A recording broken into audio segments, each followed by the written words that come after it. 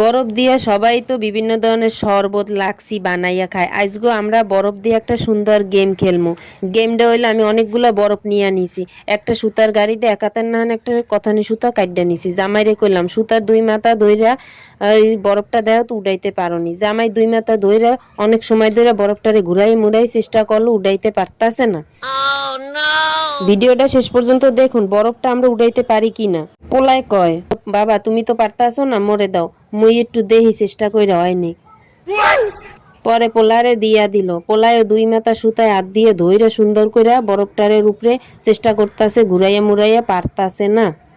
পোলাই কইল, মা আমিও তো পারি না, তাই তুমি একবার দেখো। মুই কই আচ্ছা মুই একবার দেহি চেষ্টা কইরা, মুই একটু আই।